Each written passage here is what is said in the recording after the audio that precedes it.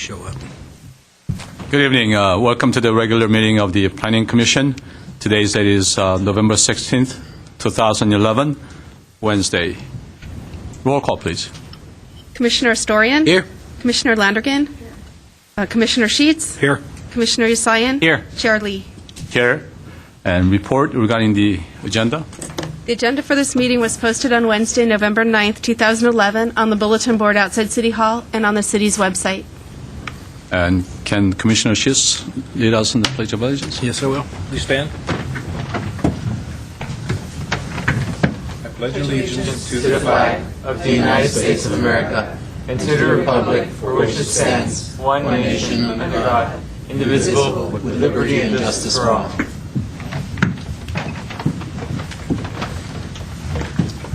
Okay, approval of minutes. We'll look at October 24th meeting minutes. I move. There's one correction with that October 24th one. I think actually Commissioner Schiss has some comments on that. What I'll do is I'd like to, I'll save the comment for later. It's not a correction, but I have a comment and a request relative to an item mentioned here, so I'll wait till the end as far as our business. I didn't find any corrections. Okay, so then I'll entertain the Sorry about that. motion and the support. Second it. Okay, we have a motion and support.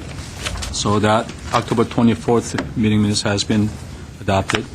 And we have the October 19th, November 6th meeting minutes and November 2nd meeting minutes. I move that we accept the November 2nd meeting minutes. I do have one correction there, and which is that it's a very minor thing. The Planning Commissioner Astorian led the Pledge of Allegiance, not Sheets. Mr. Chair, I don't think that's minor.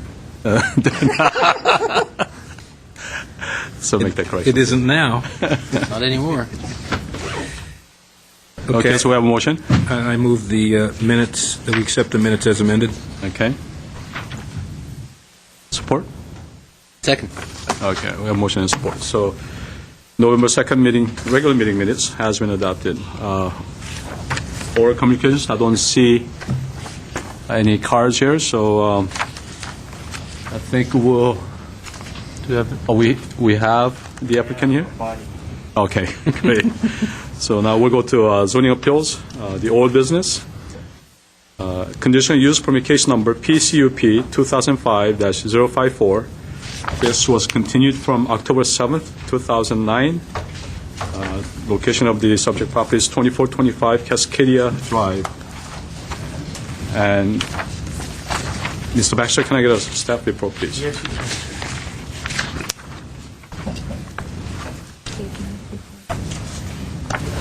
All right. Briefly, what I'd like to do is show you the plans up here. I've tried to put some context in the way I set them up. In the center are the latest sets of plans, which hopefully you got in your staff reports. These two rows right here. We have our site. We have our site plan. We have our floor plans, first and second floor, and then we have some elevations. This is a location map with some contours, zoning map, photographs, and then here we have older plans that relate to the elevations over here. And over here we have older plans that relate to your site and floor plans here. These and these are the same, but this way you can kind of get a comparison between the two. In the old plan, as you can see here, this is pre-street vacation concept. This is the line, and they pulled it down to this point here. And the other issue related to that, by pulling it down into the flatter area, the goal was to reduce retaining walls, which you had more retaining walls here. This is their concept now for retaining walls. And to reduce the amount of grading. And we tried to show that in your staff report that that is the case. The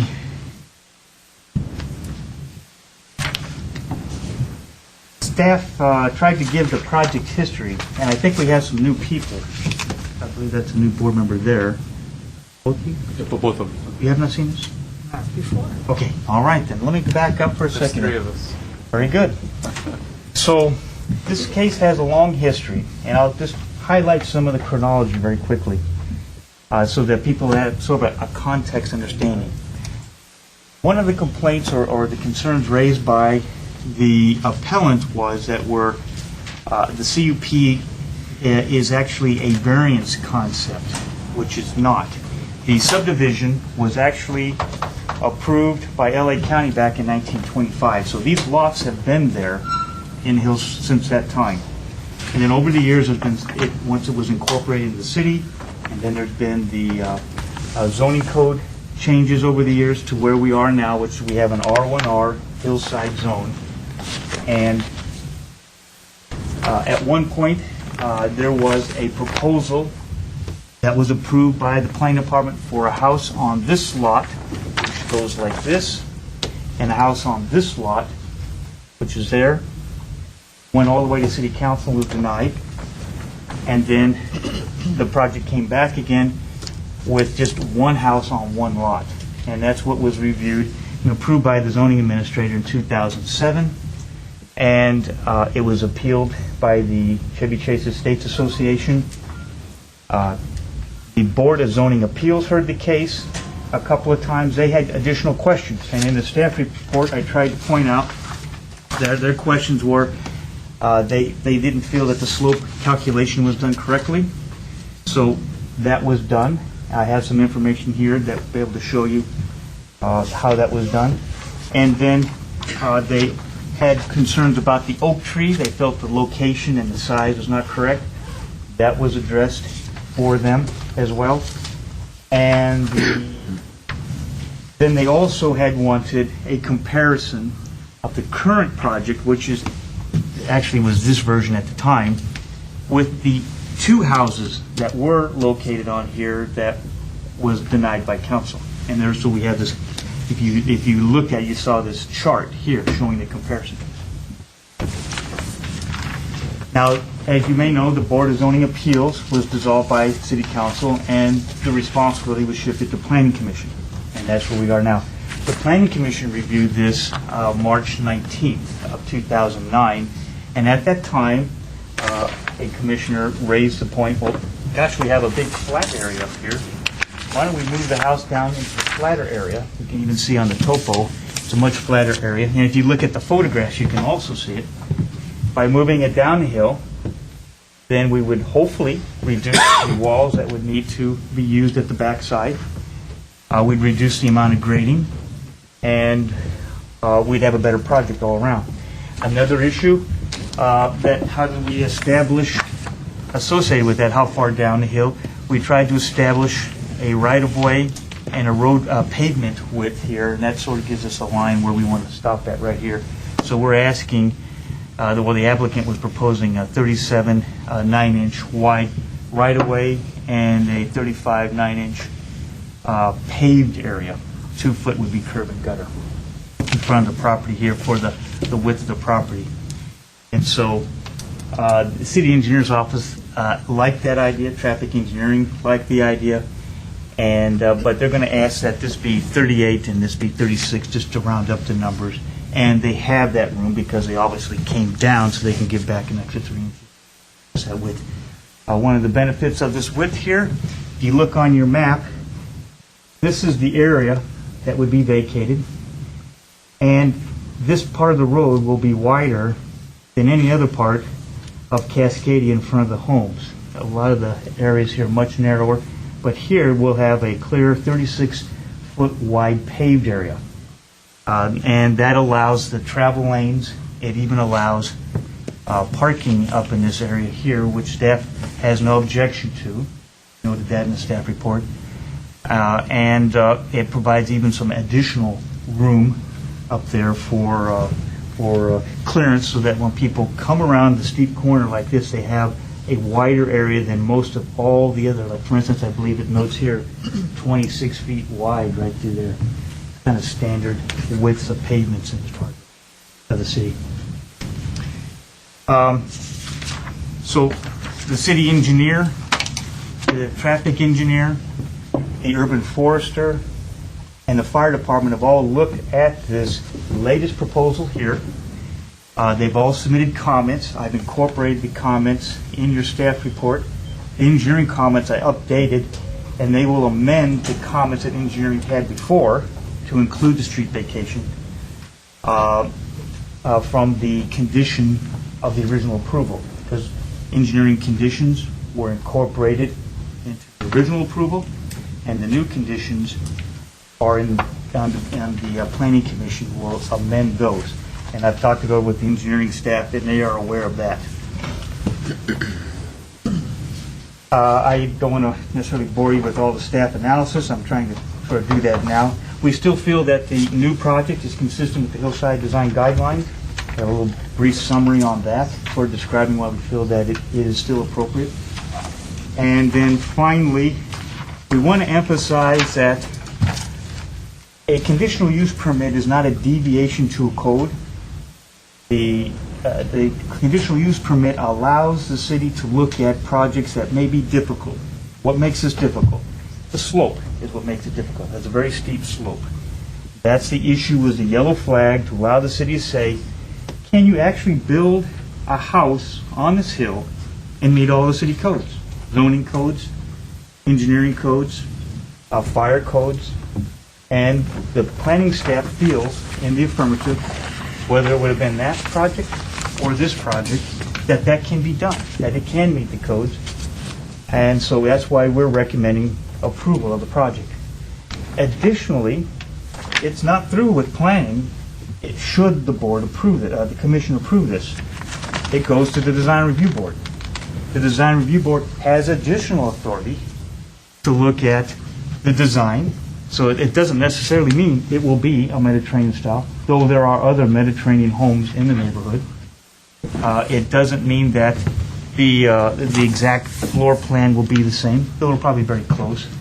But they're not going to allow it to go further into the hill. They'll probably, they'll keep it in this area, but they're able to massage it to be, as they feel, compatible with the community. And that would be part of their responsibility and what the council had in mind when they passed these ordinances for the staff to implement. And so that pretty much concludes my comments. I can go through and do my best to answer questions. So shoot away if you would. Or we have the applicant is here. He can address it. We have a representative from the city engineer's office, a representative from traffic engineering, and be glad to help you out. Any questions to the staff?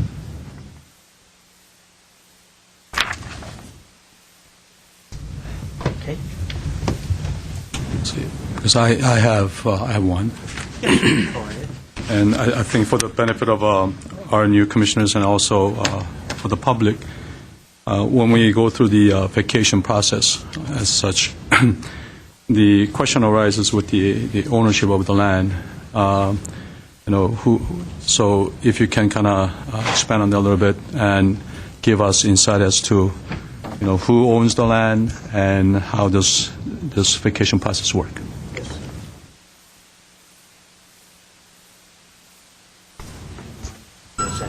Is your microphone on? Yeah.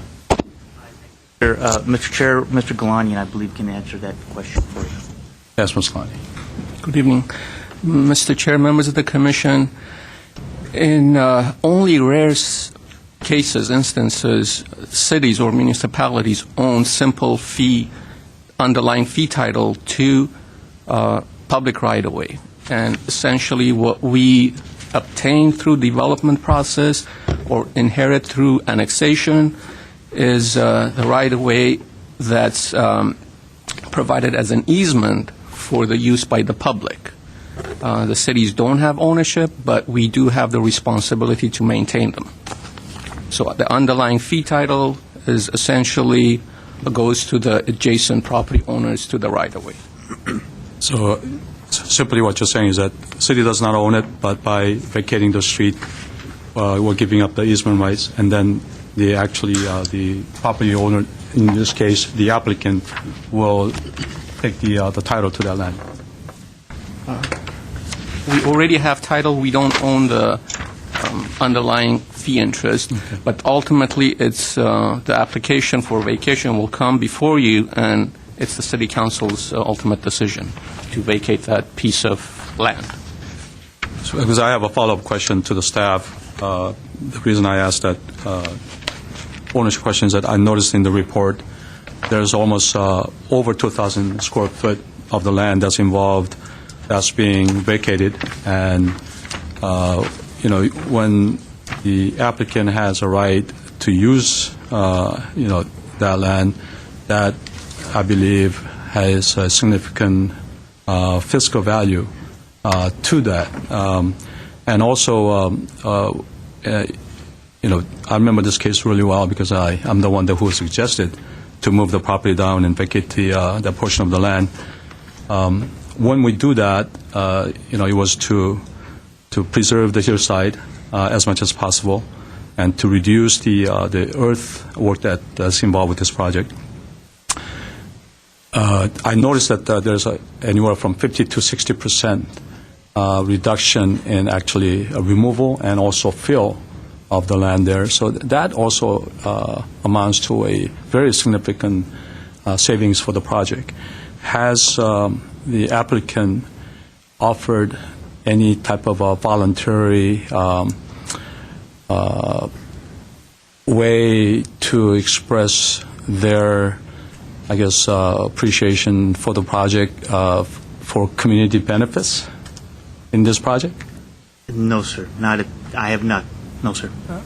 So I said voluntary. So I don't know if this is illegal.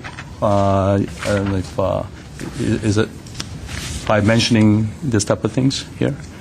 Because I'm asking if the applicant has voluntary had any suggestion to because of all the benefits that they're receiving by getting the vacation and by actually saving some money by moving the project to the front, that they could, is there a vehicle or a way for them to express their appreciation towards like parkland fee or any type of development fee? I'm just asking. Chair Lee, members of the Planning Commission, that would be purely on a voluntary basis. And a request by an adjacent property owner for a vacation is through the Streets and Highways Code. There's no quid pro quo for doing so. It would be based on the ability of the Commission and the City Council to make findings that that portion of the roadway that's being vacated is no longer necessary. So it's a fairly standard process, and the fact that it may yield benefits to a particular property may be common amongst many properties that seek vacations. They are, as the city engineers already indicated, they already own the underlying fee to the property. It's just simply a portion of the right-of-way easement that's being vacated. And if I may, if this may please the chair, and if I'm not wrong, by vacating this parcel, this piece, the 2,000 or portion of that, the responsibility of ultimately maintaining this piece would be with the applicant. Therefore, that could be considered a voluntary acceptance of future, so to say, benefits for the city. So. I was just suggesting that as a goodwill gesture, maybe to ease any tension that might be here between the applicant and appellant. Surely, it also becomes a taxable portion of the site. Yes, So thank you. Yes, Mr. And this is following on that same thread. Since we either would have an encroachment permit or a vacation, neither the applicant will pay for all of the cost for either one of those, but we are recommending in this a vacation. Am I correct? Chairman Lee, Commissioner Lanigan, you are absolutely correct. They have to pay for the application processing fee, and they will have to take on the responsibility of maintenance of that portion, and the city will relinquish responsibility for maintenance, as Commissioner Storian indicated. Will they have to pay for all of the changes to the street and the vacation of any utilities or whatever other city infrastructure might be there? Commissioner Landgren, the developer owner will be responsible for costs involved in relocation of any utilities that are in the way of the vacation that need to be replaced or relocated.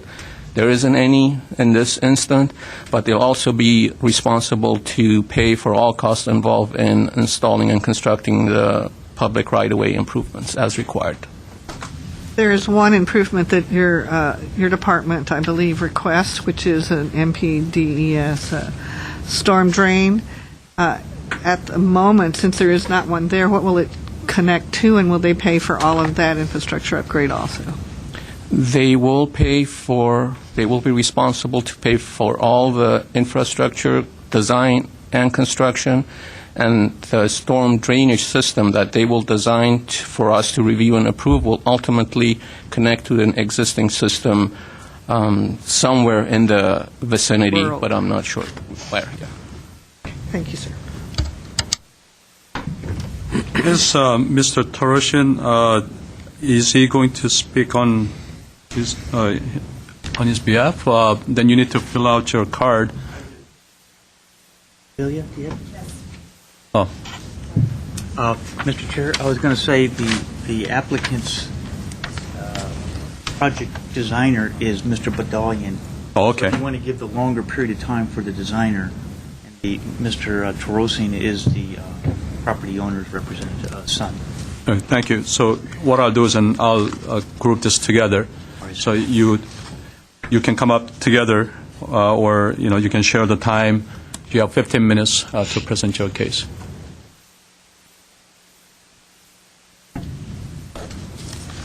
Andre Badalian, I'm the designer of the project. Mr.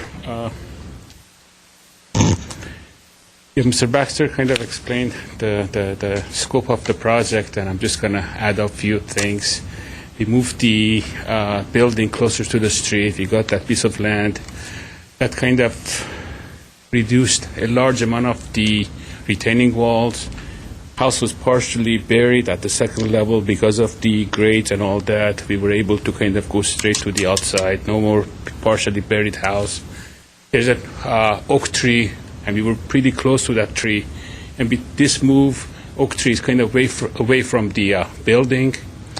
And also, we used to have a steep driveway to kind of maintain the maximum grade and go higher. This approach gives us a flat driveway, and as a part of the condition of approval, traffic department recommended to maintain the first 18 feet of the driveway at 5% grade, which is perfect for parking cars. So in addition to 2 cars inside the garage, you have 2 parking spaces outside, and there's additional spaces behind for parking. So this development is going to provide good supply of parking on the site.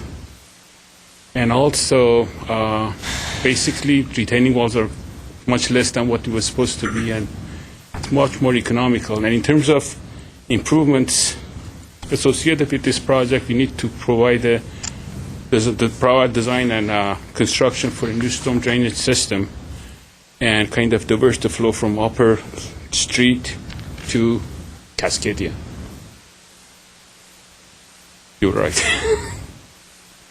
So, that's all. Okay. Do you have any questions, engineer? Then we'll have Mr. Martin Torosian. Hello, my name is Martin Tarosian. I've been associated with this project for a long time, and it's been kind of a hassle trying to get it all approved. And you're asking if we could do anything to help preserve or do whatever it takes just to make sure the property has been granted and we can the application is approved. If there is anything we could do for the city or anything that we could provide, on the street or whatever it is, then we will be happy to do that as long as, you guys work with us and you guys are willing to grant us the application to do the whole project. It's been 10 years and running, so it's been a very long time trying to get this approved. Just, we've complied with your requests, and, I'm very appreciative that you actually gave us the land vacation in the front, because it helps us tremendously on considering the slope and everything, just to reduce that, and just to make it a little bit more easier on us, and just to provide actually the street, constructing a street there, because as of now there's no outline of where the street ends or starts. So just we could create a curb or whatever it is, just to make it safer and easier for the drivers to understand how to maneuver around that difficult area or whatever. So just speaking, if you guys have any questions for me or whatever it is we can do, that's it. Is there any questions that you guys have? Any questions to the applicant? I guess you are then willing to voluntarily discuss some of the options. Of course, just whatever it is you guys have in mind. How about a water fountain? You guys want a little park area, a couple of chairs, that's fine with me too. Because, we are short of a parkland, so that might be something. We've been a part of Glendale our whole life, so, just this project would be, great for us, because we would like to, live our lives here. It's a great city to be a part of. So whatever it is we could do to help, Okay. we will be more than willing to. But thank you. You have, after we hear from the appellant and from public, you have 5 minutes for rebuttal time. Okay, thank you very much. Thank you. For the appellant, we have Mr. Curry and Mr. Duran. Are you part of the same team? Okay, so who is the main? Here. Are those the right people? I think Chair, that's a different- I'm sorry. you're the HOA Oh, president. I'm sorry. Okay. Okay, so the Okay. HOA president, sir, would be a good person to start. Okay, is Mr. Duran part of the team or appellant? The homeowner association, I guess, appellant. So is homeowner association here? Yes. Okay.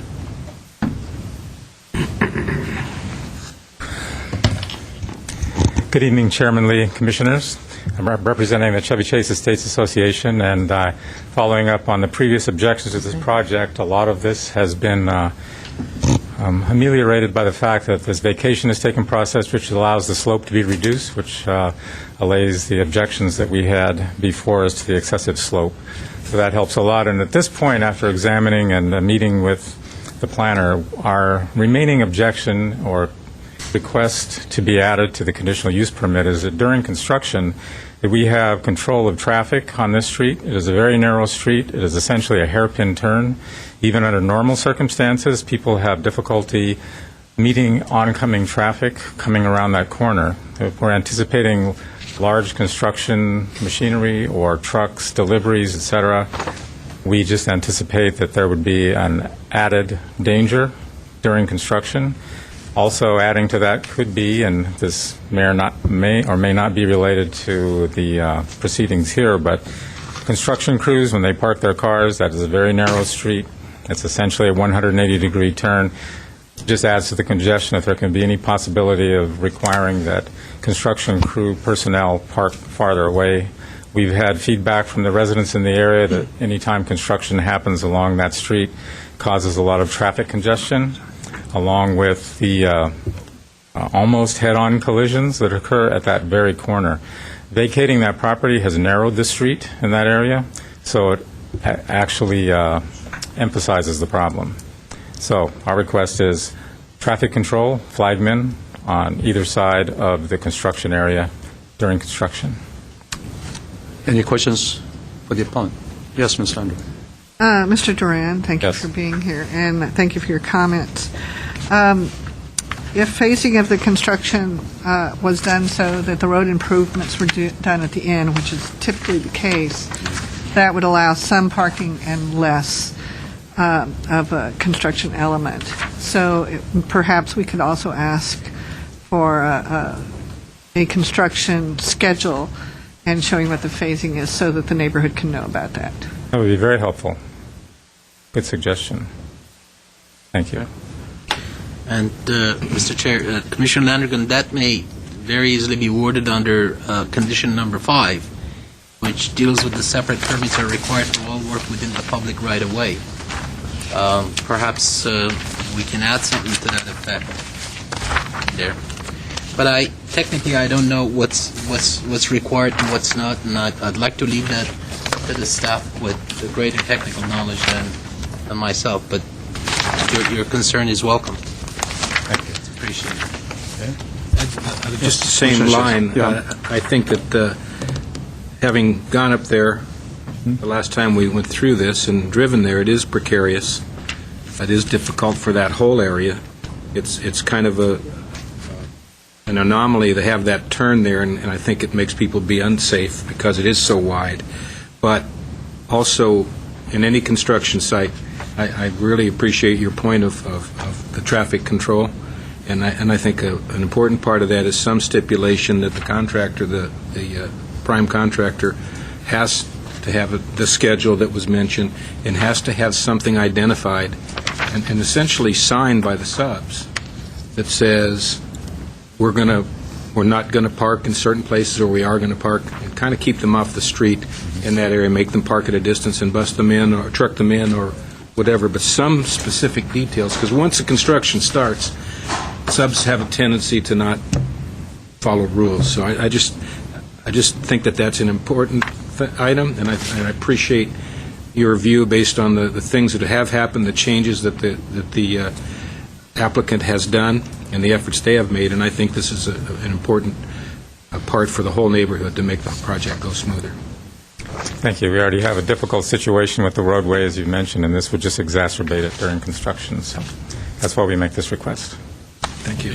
Any more questions? Thank you, Mr. Duran. Thank you. And I do not have any other public card here, so it's your rebuttal time. Yes. I couldn't find it. Because of the vacation, you are obtaining 2,000 plus square foot of flat area.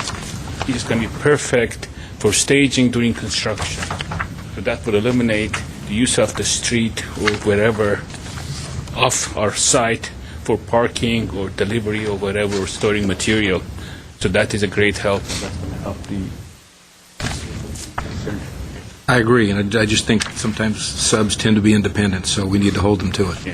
And we're going to try to fence it and keep the area clean and all that, whatever the requirements of the project are.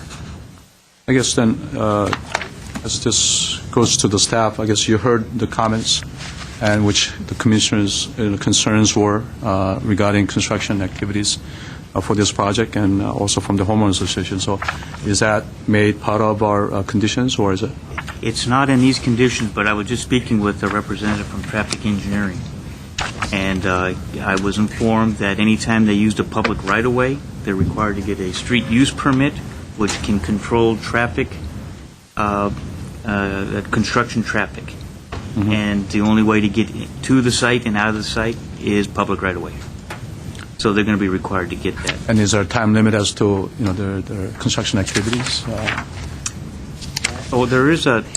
It's one of the conditions. Mr. Chair, Title 5. Mr. Galani can answer that question. Mr. Chair, members of the Commission, it's a standard process and standard requirement when a builder or an owner, developer applies for work within the public right-of-way through the permitting process that we require adherence to strict and appropriate traffic control measurements. And our inspectors during construction will make sure that the contractors conform to that. As far as hours of construction, it's driven by the municipal code, and they cannot start before 7 o'clock and they end at 4. Mr. Chair, I think the concern that Mr. Duran had was about the times that the inspector is not present at the site.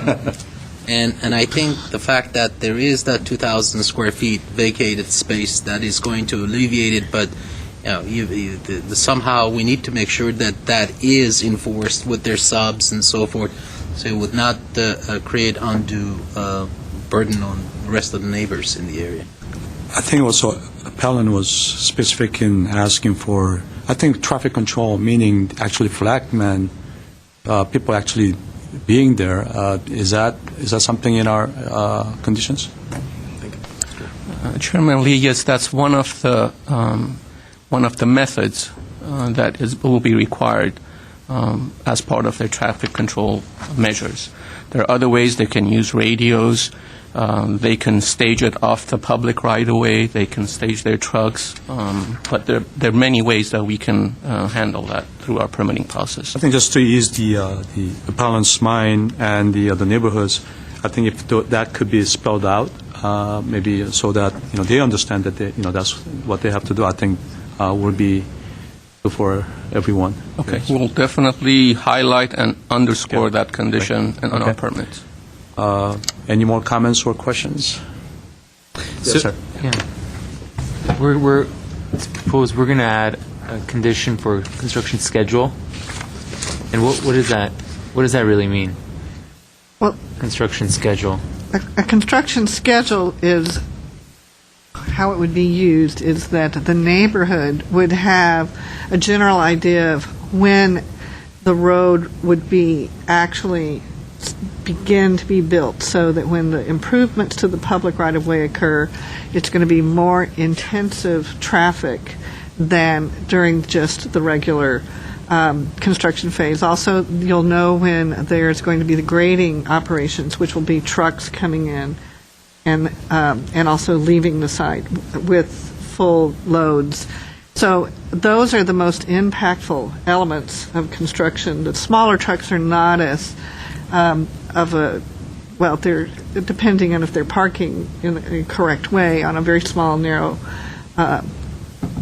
roadway. But the most impactful elements would then be in a time frame that the neighborhood would know, so that it becomes sort of an understanding of how you're going to take your daily route or not.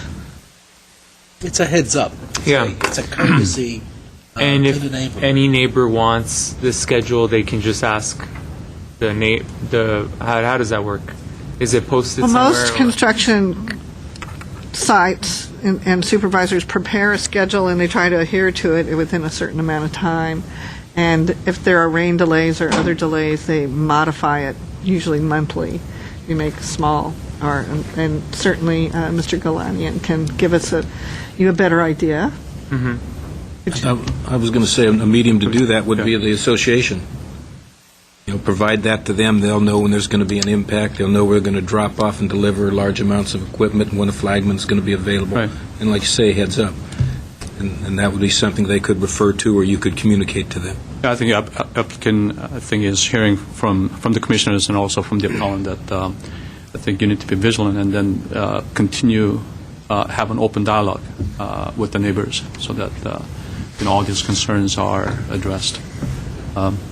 You have a comment? No. Chairman Lee, members of the Commission, I was just going to add to Commissioner Landgren's comments that the city, as part of our permitting process, will require a schedule from the contractor, and that will be available at our office for any citizen or neighbors or the association to get copies of. So you're saying it's not even necessary to put a condition? It's already required? That's a standard requirement. I think all we're doing is just asking them to just be more, in tune and communicate with each other. I think that's what we're doing. So if we don't have any more comments or questions, then I'll close the public hearing. Go into the deliberation. Who would like to go first? Ms. Nandrigan. Thank you for the information we received here at the meeting. I do have two questions. One on the slope calculation. I really appreciate the changes. I think a lot of the concerns have been addressed, but you know how I am a stickler for certain details. There, on the slope calculation on page 6 of the staff report, it specifically says the zoning code's average current slope formula measures the percentage incline of the land. Further into this, it says the current zoning code requires that the slope be calculated using contour intervals no greater than 2 feet. It requires that the accuracy of the slope calculations be certified by a registered civil engineer or licensed land surveyor. And then it indicates that the slope calculations were verified by the city engineer's office. My concern is that the city engineer is not going to certify another engineer's work, and we did not receive a certified survey or slope calculation from an engineer, and those are required by the code. So to me, the concern I have is at this time that is an element that's missing, and that's a very important element for me as a person who also licenses individuals in the state of California, that element be part of this package before we approve it. That's a piece I see missing. The other concern I have is that, and I don't know if this is the case or not, so I am just asking for help on this. My understanding is there is no storm drain system up there at the moment. So if it's going to be a storm drain system, how is it going to attach to one, and where is that? And where will this discharge go? And I think that's a huge issue for me, because that's a lot of regrading. Also, in one of our recommendations by one of the departments is that the whole site be re-landscaped. I certainly would totally disagree with that. So there are a couple of recommendations in here that I do not think are best management practices for grading and drainage and retention and stopping of erosion and sloughing, and where will that go? And also the debris has to be handled by the storm drain system too. Those are major concerns I have about these issues. But I think, before going to deliberation, I think we need to have a clarification from the staff on these two major issues. Yes, Mr. Chair and members of the commission, I can answer one of the questions. We have here before us 2 surveys. Both of them are certified.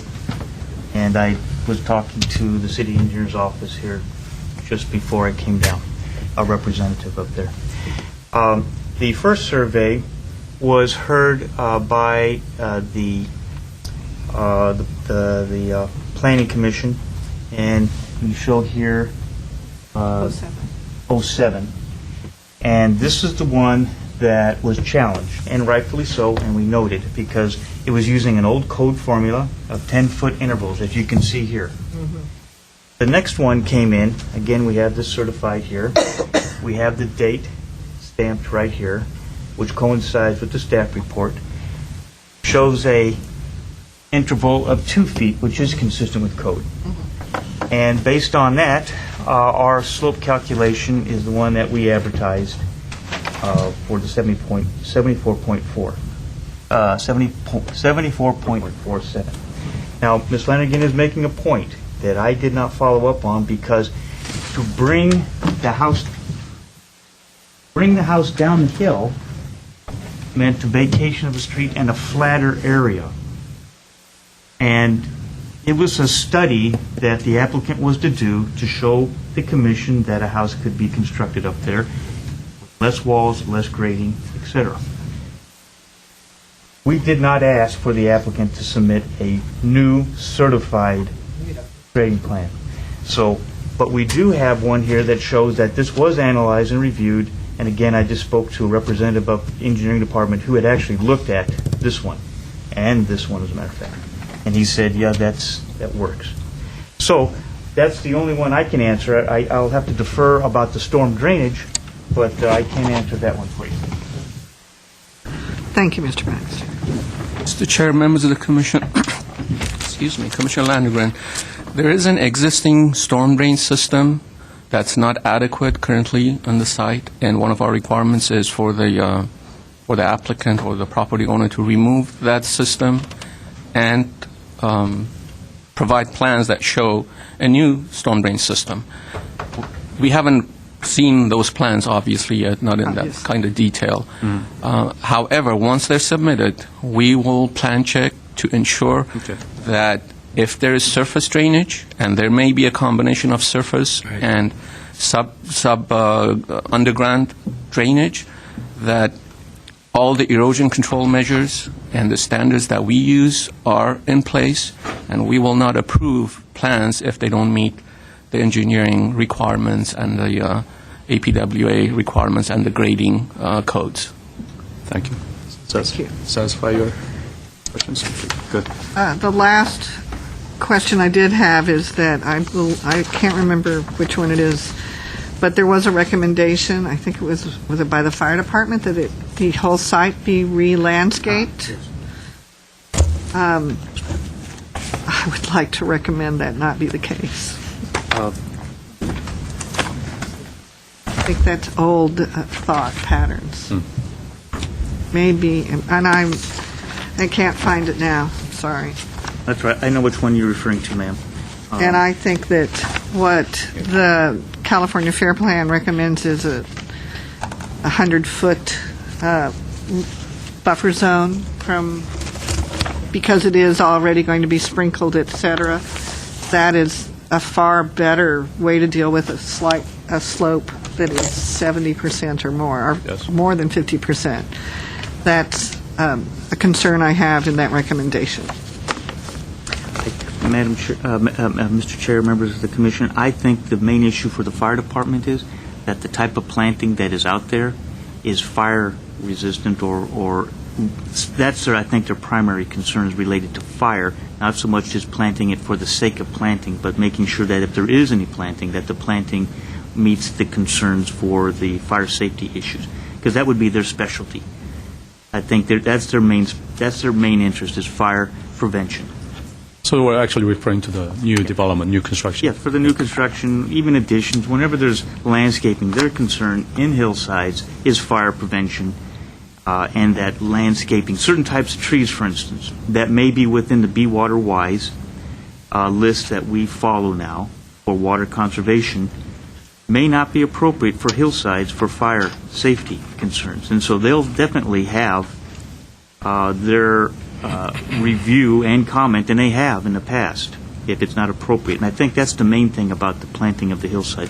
If I may also, the urban forester, their concerns were not about planting the hillside, but the protection of that oak tree. Correct. And so generally around oak trees, you're not planting a lot of non-drought tolerant trees or anything. Around. Yes, exactly. Well, you would know. You would know, Ms. Landigan. So I think in that respect, hopefully I responded to that particular question too. Okay, thank you very much. I'm ready for deliberation, so who would like to go first? Mr. Schatz? I'll start.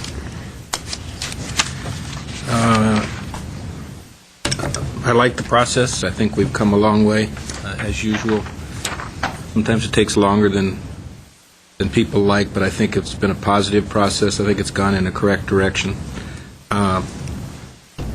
Two things impressed me. One, the applicant has continued to work and try to make adjustments and make changes and been patient, and I think that's a good thing.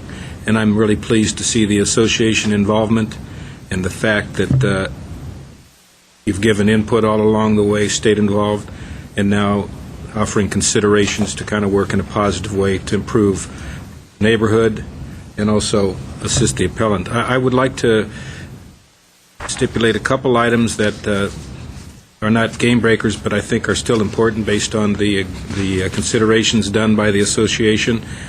I would like to stipulate in item 5 that a flagman be used when there are deliveries, when there's excavation, anytime. And if this is not already on our plans, our permit process, but I think when it's so precarious and such a wide turn, the streets are so thin, I think we need to have a flag person at either end when deliveries are coming, when excavation is occurring, when heavy equipment is on that street, because when that occurs, it would be difficult for anybody to do anything. Even if there's a flagman, it would be very unsafe. So I would like to stipulate that. And I would also like to stipulate that the schedule that the developer and contractor has be shared with the association so that the members would have a local person or group that they could go to find out that information, or they could publish it to the neighbors. So those are the minor items I would like to add, but I think this is going in a very positive direction, and I would support it. That's it. Would you like to next?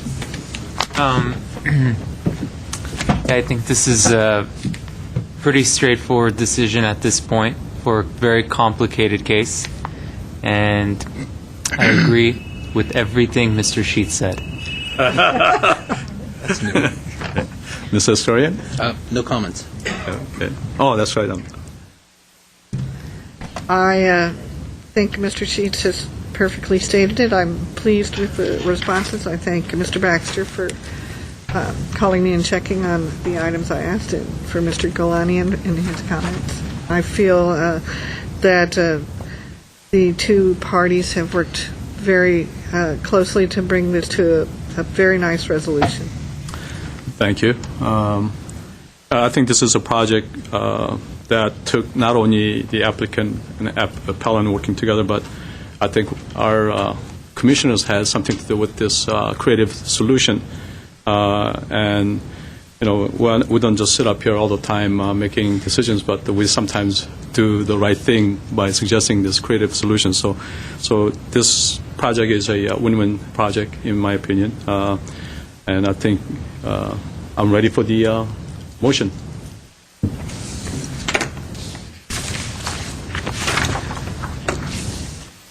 Okay, I'll go ahead and move that upon review and consideration of all materials and exhibits of current record relative to conditional use permit case number PCUP 2005-054, located at 2425 Cascadia Drive, and after having conducted an appeal hearing to the said matter, that the Planning Commission hereby sustains the zoning administrator's decision and approves the conditional use permit case number PCUP 2005-054 with the amended conditions as noted below, and with the stipulations that I mentioned, adding to item 5 regarding the schedule and the flagmen as stated. Seeking support? Second. Okay, I have a motion and support. Roll call, please. Commissioner Astroyan? Yes. Commissioner Landrigan? Yes. Commissioner Lee? Yes. Commissioner Sheets? Aye. And Commissioner Yesaya? Yes. It's a vote of 5-0. The case number, I'm lost here. Wait a Case minute. number Thank you. PCUP 2005-054 has been sustained and approved. Here it is. There it is. Okay, next item is the statutory development. Sorry, where's my? Here. It's a conditional use permit number PCUP 2011-016. The location is 1376 Balmoral Drive, and Ms. Samaititis. Mr. Che, if I may, before we start this case, I have to recuse myself. It just so happens that I live in the same association. I'm part of the same association. More importantly, my house is amongst the one of the 12 homes that is listed in the 300 or 500 feet radius. So with that, I have no other choice but recusing myself. Thank you. Well, Commissioner Astorian, you are excused. Thank you. These were actually just handed. Okay. You can't escape. Yes, you Do can. you have one more? One more. Okay. Thank you. Okay, which one is his?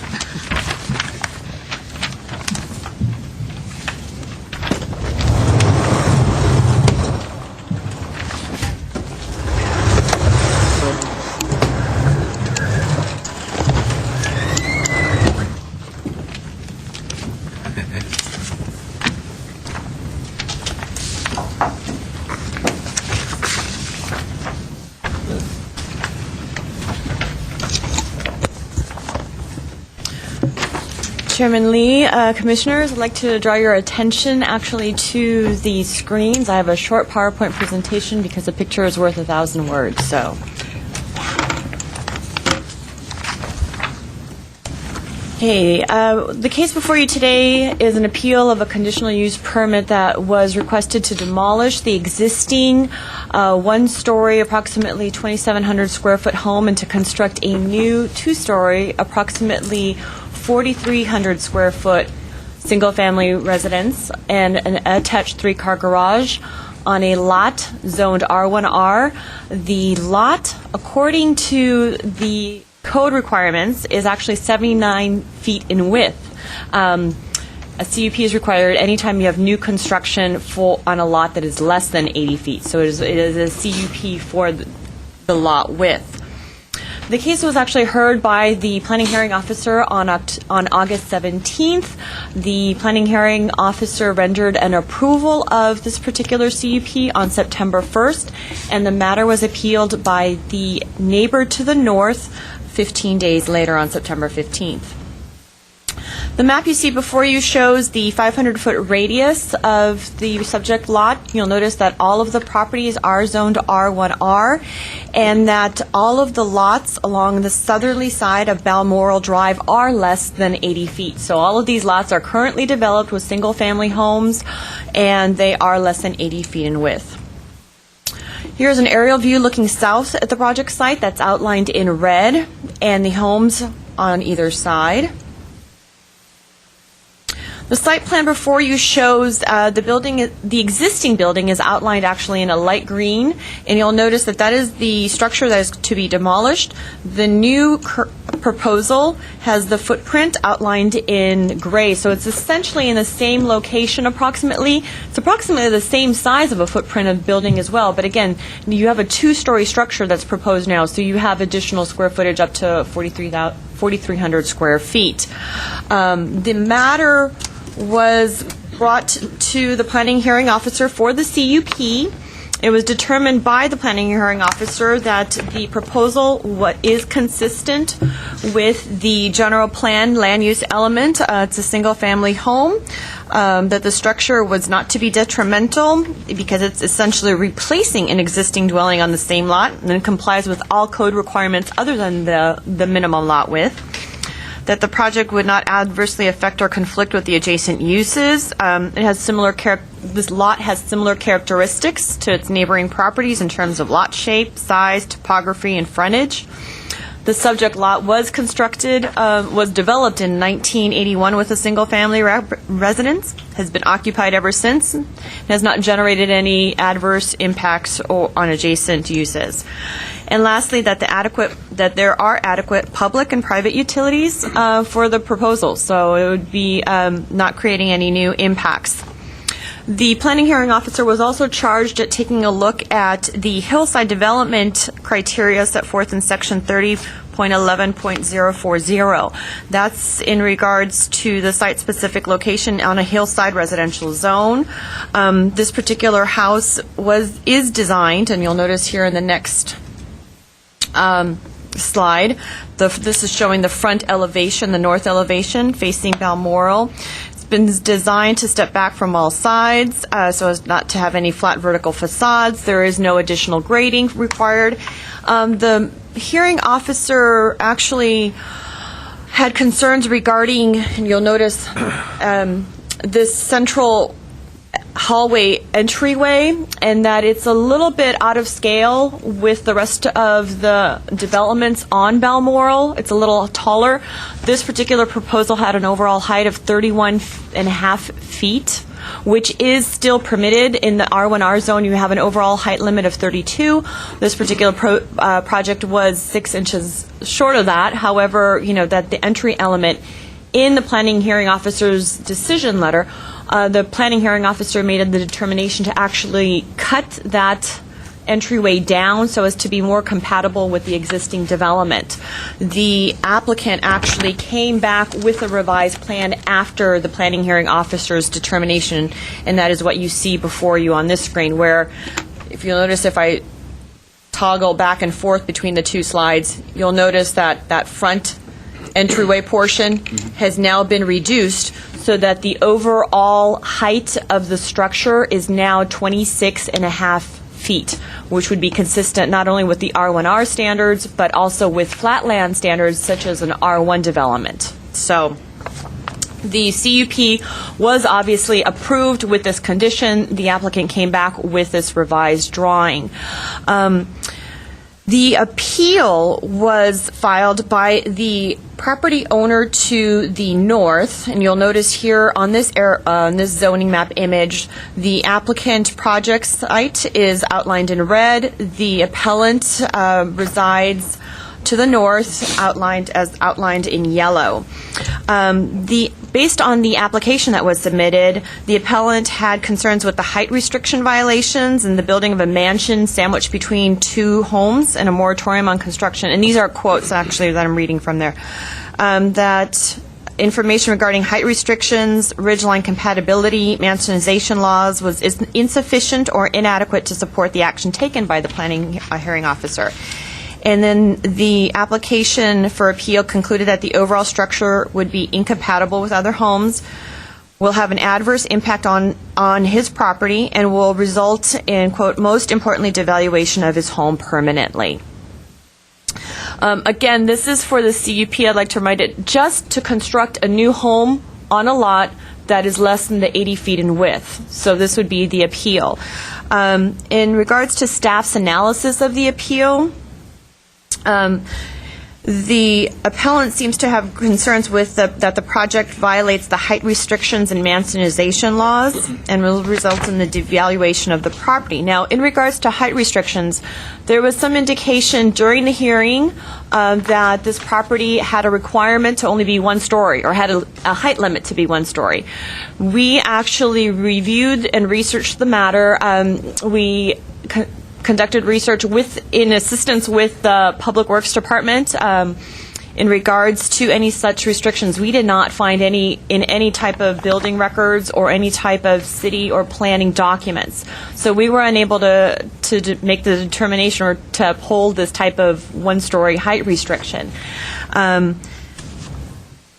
We also, in regards to the issue of height restrictions, and there was some mention about view protection during the meeting. During the hearing, there was quite a bit of mention that the view protection, the view would be impacted.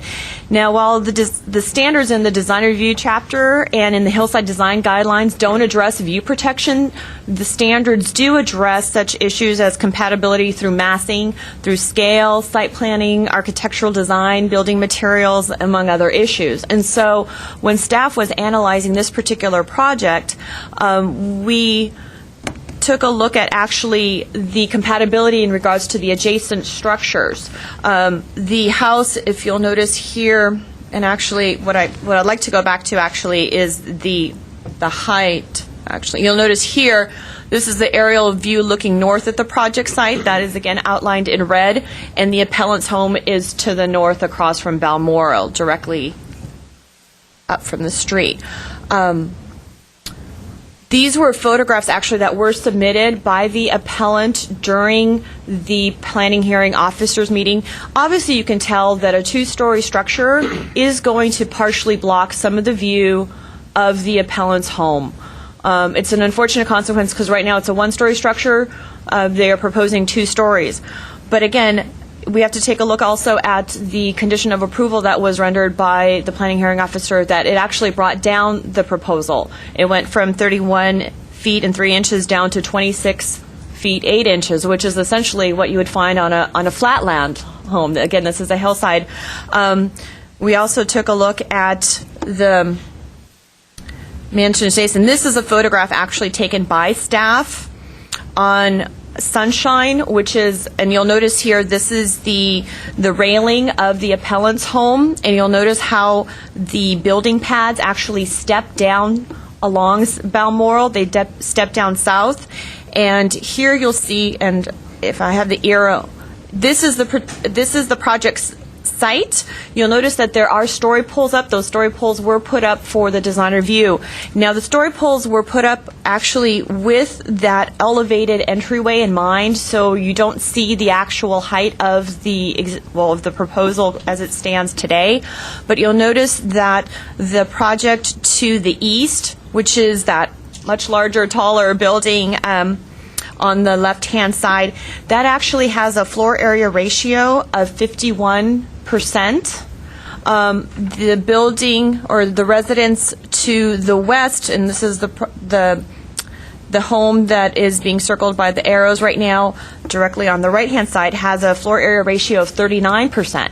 This particular proposal has a floor area ratio of 41.7. So it's directly in the range. You have 51.3 on one side, 39 and 0.4 on the other side, and here you have a proposal of 41.7. So it's exactly in the range between the two adjacent homes.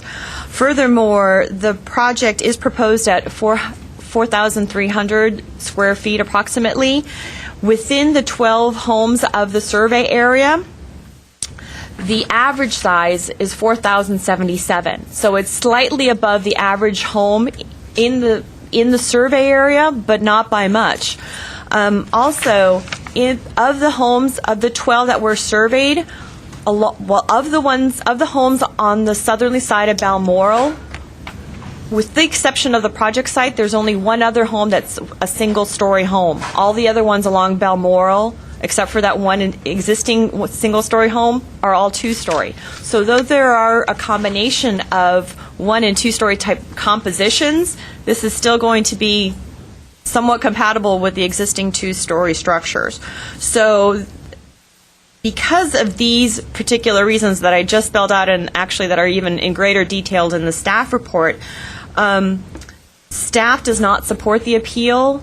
We recommend that the planning hearing officer's decision be upheld for approval of the conditional use permit. He was able to make all four findings, and staff in their initial recommendation also recommended approval. Again, this single-family residence is just replacing the existing residence, and based on the criteria that just was set forth, staff feels that the proposal or the CUP should be upheld. That concludes staff's presentation. I'm available to answer any questions you may have. Thank you, Mrs. Martinez. Any questions to the staff? See you, Sam? I have one. I did notice that the story pole was the old design. Correct. So I was trying to kind of figure out how that's going to be affected, taking 5 feet down from that story pole. I was actually at the property, at the appellant's property, looking down as best as I can to see how much of although it's not something that we need to take into consideration, but I just wanted to see his point of view in this thing here. My question was that there was the house right below that you refer to that house as a 39.4%. Is that because they're right now doing they're in construction? It seems like that they finished the final portion of their construction. Is that after the construction is done? Is it 39.4% or? I'm unaware that the house to the south is under construction. Well, it seems like they were either adding second floor to their remodeling. They're remodeling. Oh, okay. So they haven't added any footage. No. Oh, okay. I see. Because I noticed that the whole stock goes down, and No, and I'm sorry. We can't without being to the microphone. We can't. I would like to also add, and forgive me, Chairman Lee. Did you have a second part to your question? No. Go ahead. In the slideshow, there were, in response to the appeal, the original applicant, the architect, prepared several drawings, and I'm just going to briefly show them. This is a cross-section through Balmoral Drive showing the proposed home and then the appellant's home, and you'll notice that the appellant is actually on a taller building pad that's approximately 20 feet above the street grade. and that this is also a street panoramic elevation profile that was submitted in response to the appeal by the applicant, showing the two adjacent building masses. So you get a more of a contextual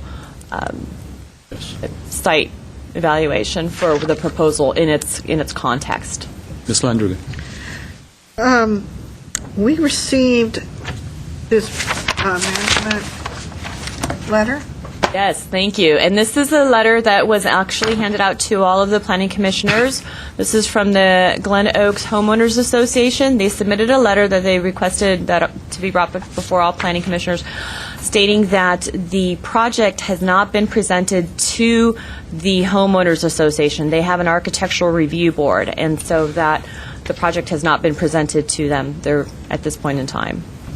So it will need to go to their architectural review. But this is, again, a matter between the property owner and the existing HOA. And on that, it says the property is subject to the CC&R's rules and regulations and their architectural guidelines. Did they give us those? No, they did not. So if there's a CC&R, could it be covenanted that this is a one-story? Actually, I took a look through the CC&Rs of the original track map that was prepared, and this would be the original one. I have it listed.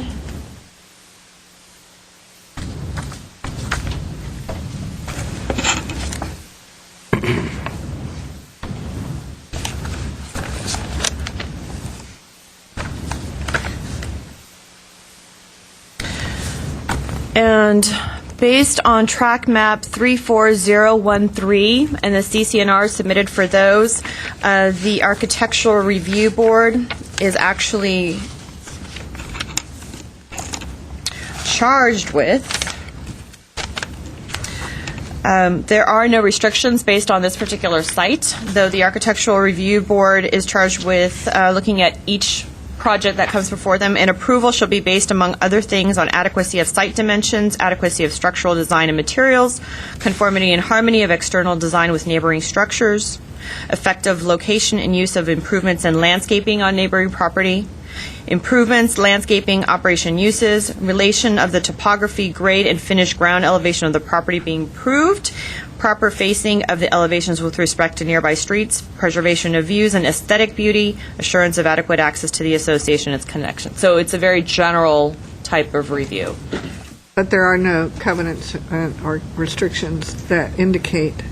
Not on the CC&Rs that the planning department has based on this track, no. Thank you. Just out of curiosity, following up on Ms. Landrigan's comment, if there was such a CC&R restricting the building of the second story, does that supersede any of the municipal code here? No, it does not. Yeah, so what is the relationship, if there is one that exists? At this point in time, that would be a civil matter between the HOA and the property, but again, we were not able to find any documentation that would limit the property. Thank you for the clarification. And is it common that if a CC&R is restrictive, it is made a part of the title? Typically, I'm looking at our city attorney, Jillian Van Meiden. I don't believe it is, no.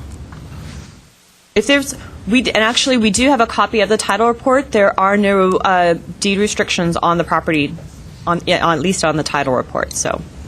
Is the question whether or not the CC&Rs are required to be recorded? Or would they typically be recorded if they had a restriction on height? I remember at one time we had a review case that was up in the hills, and it had CC&Rs, and they were part of the actual title report.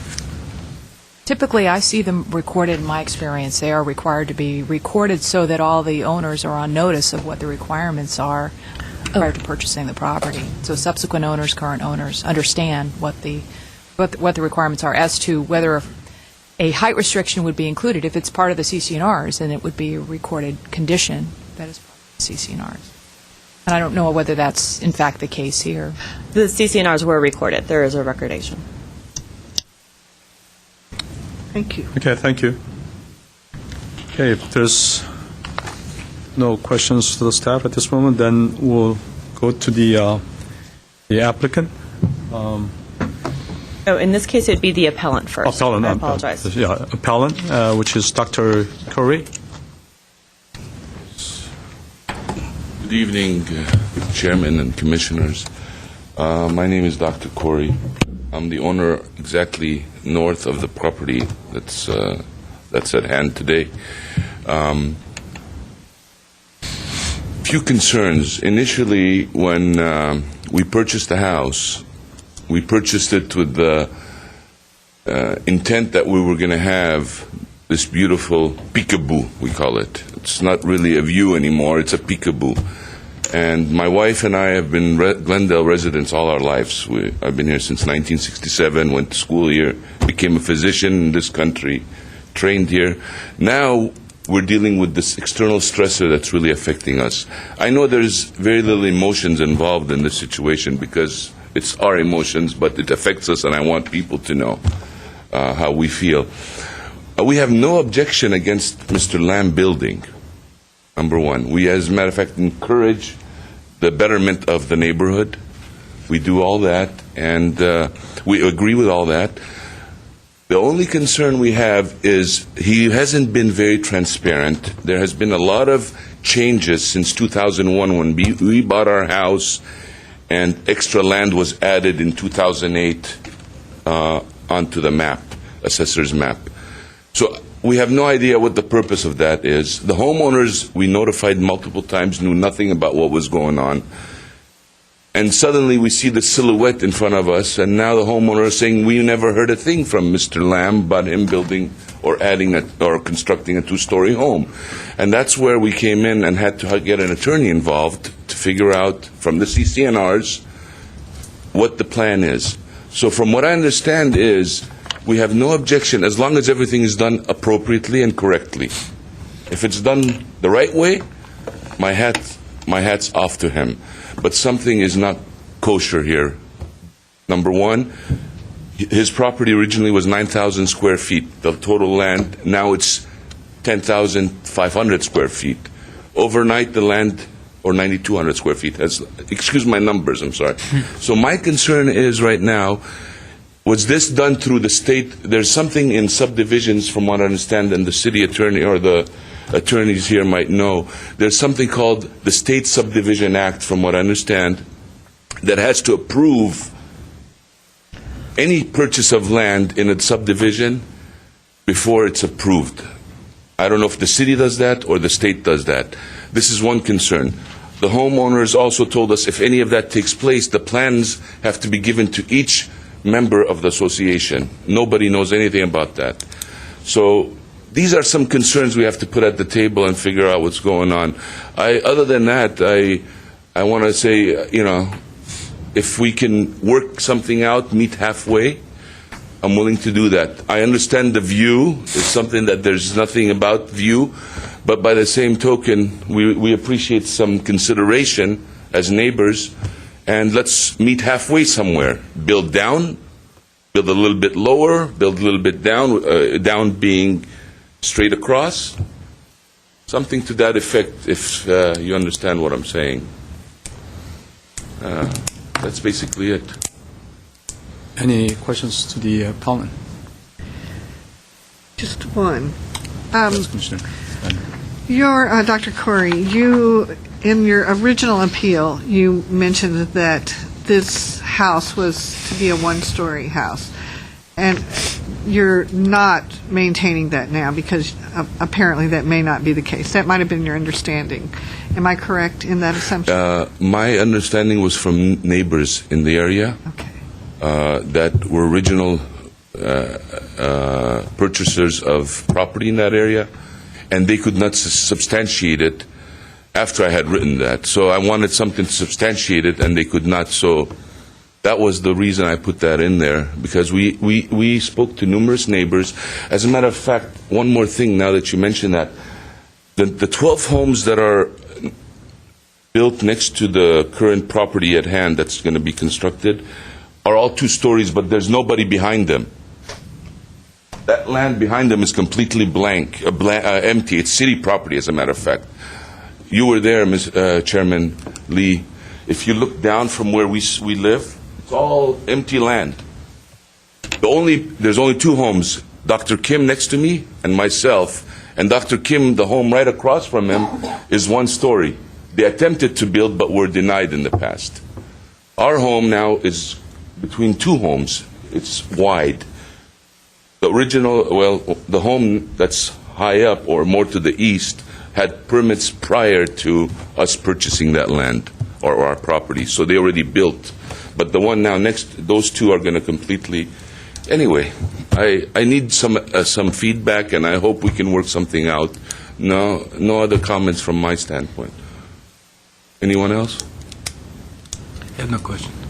Well, you mentioned that that you wanted applicant to I guess just present some sort of a compromise situation, and from the staff report, the story pole that's out there actually is a 31-feet story pole, but they have, and then, from the design that they propose, has come down 5 feet, which is very significant.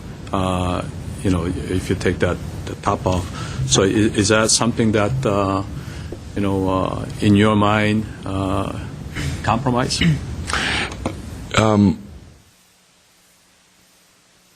That's a start. The thing I wanted to say, Chairman Lee, is the pictures, if you can show me the new structure, Bilya, please. After the cellar stair has been taken down, the 5 foot. How about where the two homes are? That was a picture you took. There were two homes. Oh, the three houses. The three houses, right. The references, yeah.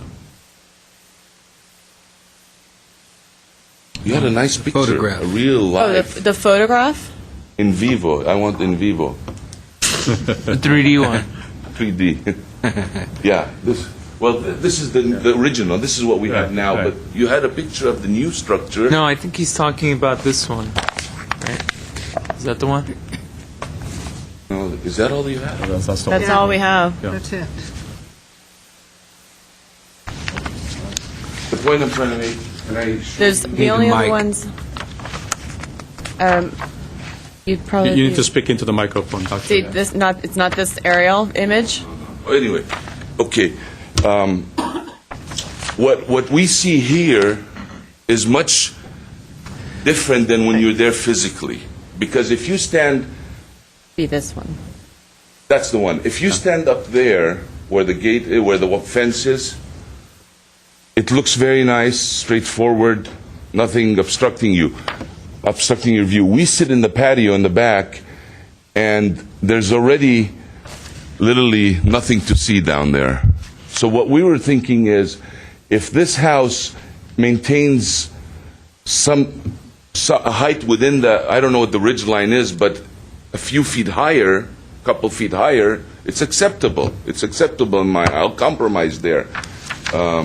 But he's almost building a home just as big as the home right next to it to the east. And that's my concern. Actually, this would be the pictorial image that they're proposing.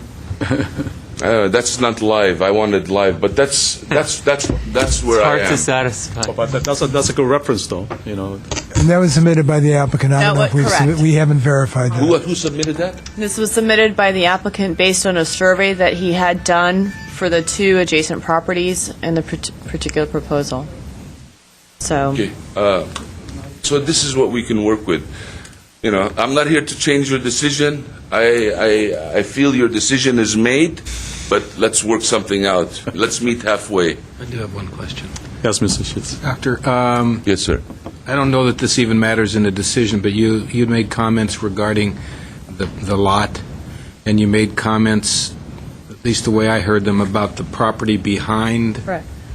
the applicant's lot.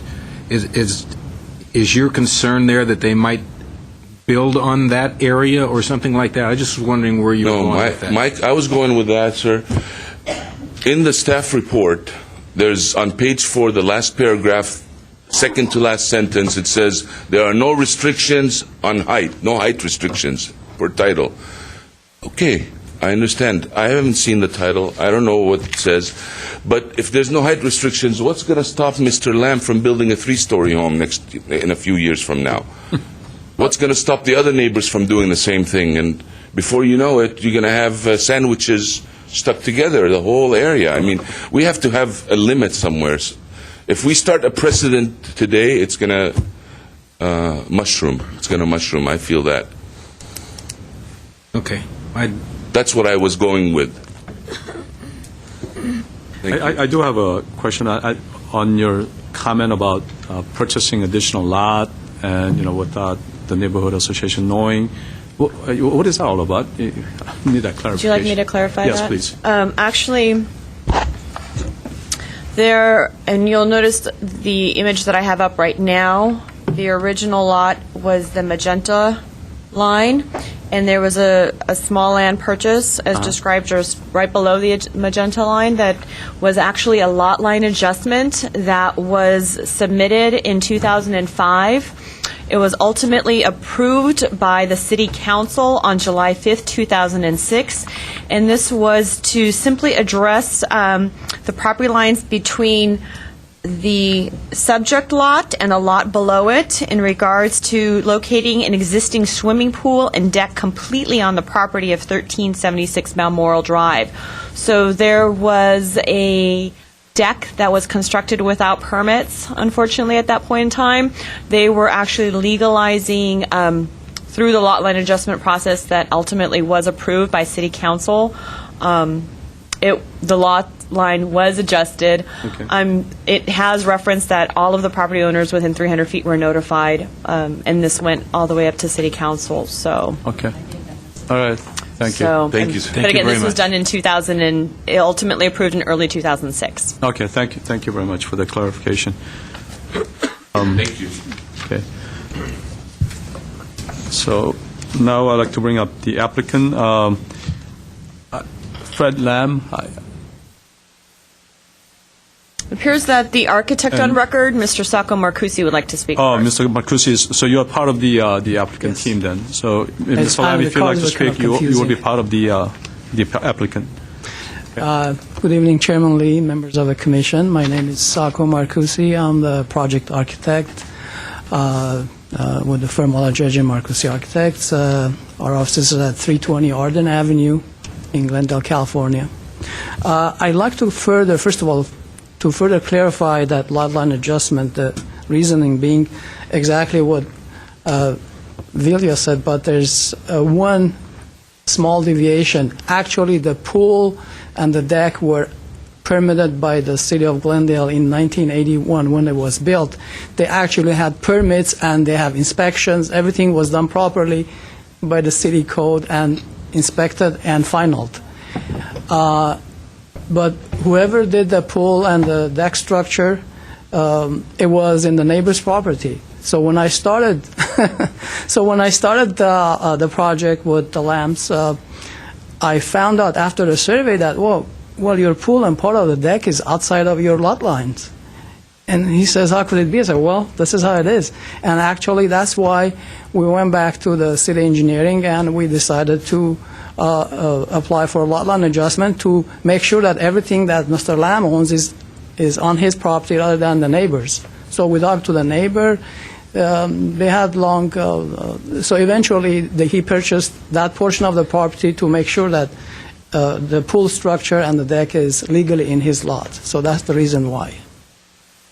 Now to address the neighbor's concern, he contends that the project results in a height restriction violation and building of mansion sandwich between the two homes and moratorium on construction in City of Glendale. First of all, we don't have a moratorium in City of Glendale right now, and the property is, as you know, is zoned R1R-3, and the height limit on the subject property per Chapter 30.11.040 City of Glendale Residential District Zoning Ordinance is 32 feet for buildings with flat roofs and 35 feet for buildings with roofs sloping with a pitch of 3 to 12 or larger. So we're well below that, we're at 26 feet 8 inches. We're not proposing a mansion sandwich between the two homes. The two-story house to the east at 1382 Balmoral measures 4,764 square feet with a FAR of 51.2%, and the house to the west of us measures 3,673 square feet with a FAR of 39.4%. So we're slightly below the larger home and slightly above the smaller home right next to us on each side. The appellant also contends that the height of the structure exceeds the elevation of other neighboring homes. And as you noticed in one of the earlier presentations, I did a panoramic profile of the three homes, our proposed home being in the middle. You notice that the house to the east is 9.5 feet higher than our ridge line, and the house to the west is 6 feet, 5.5 or 6 feet below our ridge line. So, and this was done by a licensed surveyor. I wanted to have this done so I could present that to you. And other item that I guess I had a handout to use looking at it. More than 82% of the homes along Balmoral Drive, I think you have this color. I'm sorry. More than 82% of the homes along Balmoral Drive are 2 stories. If you look at all along Balmoral, there's 1, 2, including our proposed project, 1, 2, 3, 4, 5 single-story homes out of 23. So you can see that the vast majority of the homes are built 2 stories. So as far as overall structure will be, they claim that the structure will be incompatible with the homes in the area.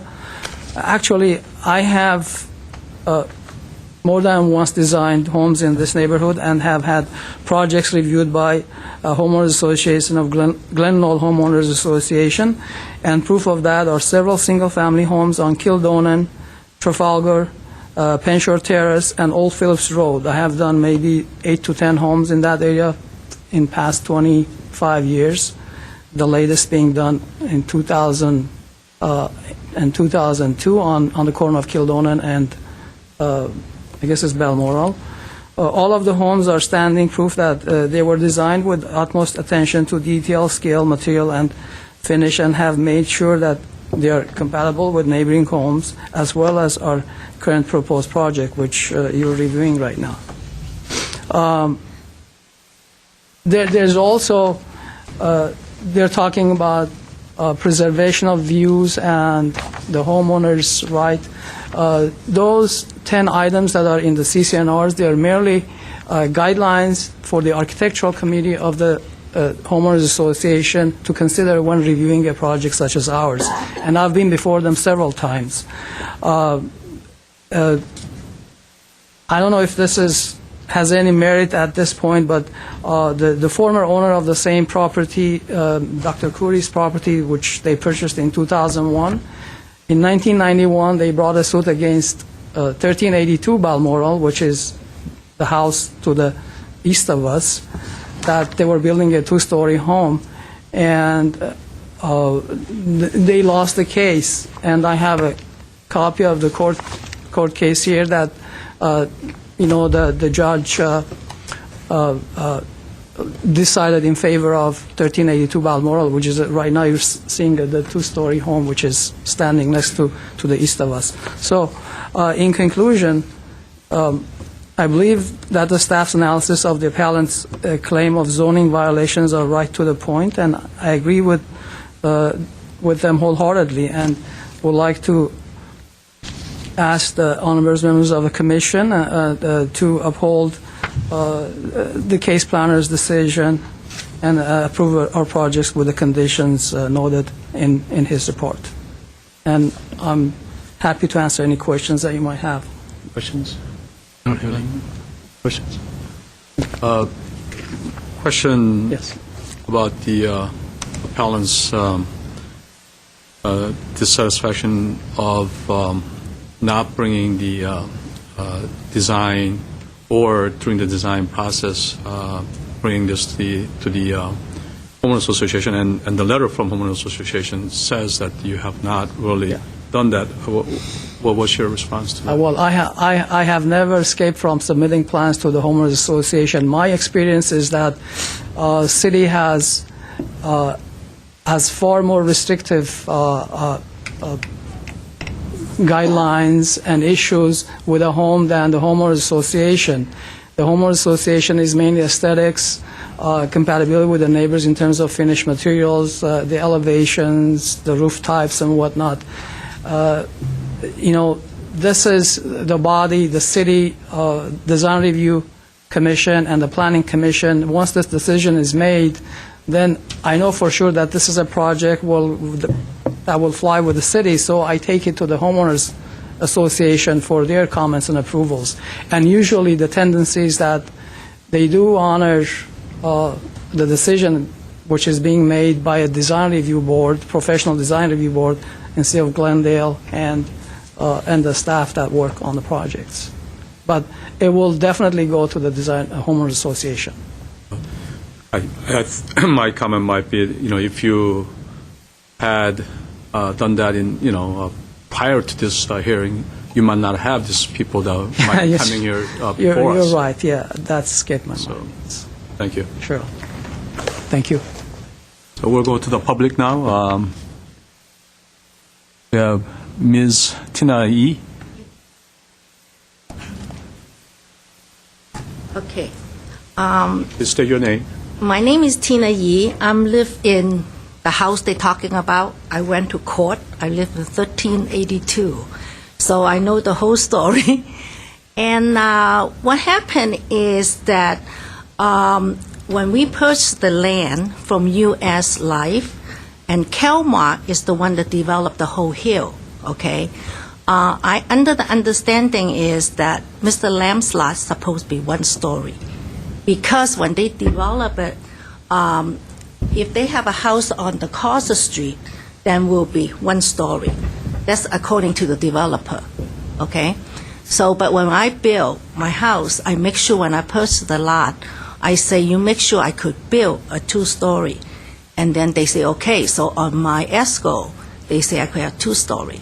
But I went to court and fight, okay?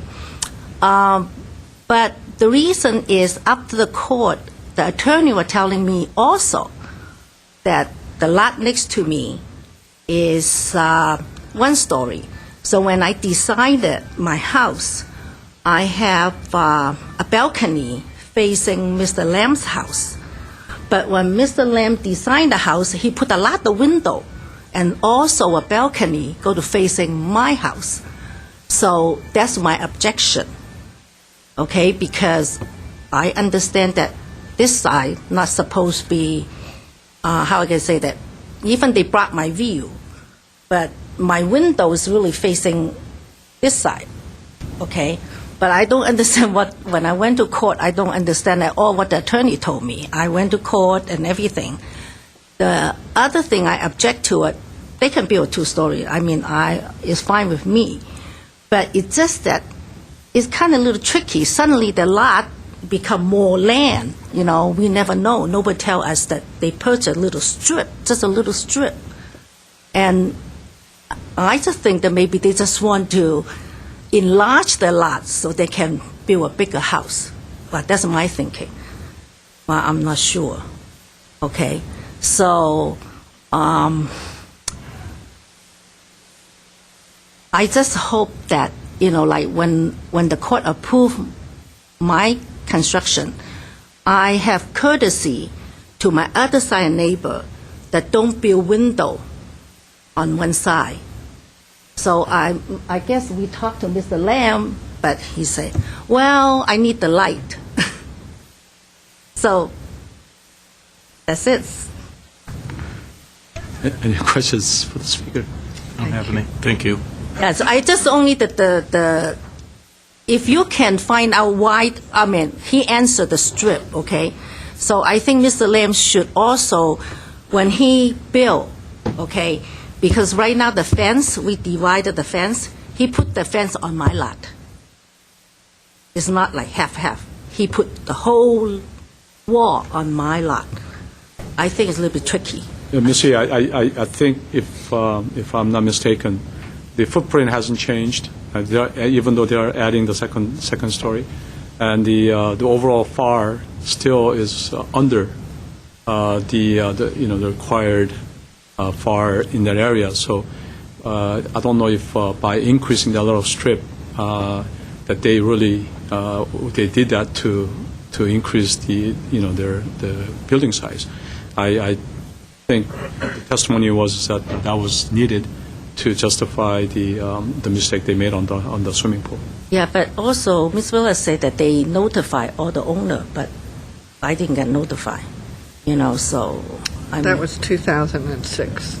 It's long ago. Oh, not long ago. I lived there for a long time. So you have no objection to having the second story. Yeah, so you're 20 foot higher than the other. Yeah, but properties, because right? my land is higher. That's why when they grade it, my land is higher. And then, but also that he said that he going to build the same structure on his existing house, right? But when I look at it, seems he's moved his garage out a little bit more. Okay, thank you. No question. Okay, thank you. Okay. Okay, next card I have is Mr. Aram Alakajan.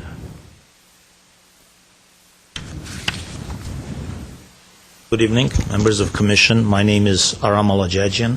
I'm the partner and architect with Alajajian Marcusi Architects, resident of Glendale for 32 years. And as my partner spoke before, we have designed many homes in this area. And just to clarify a few things there, normally I worked with Yin Lee before, who was the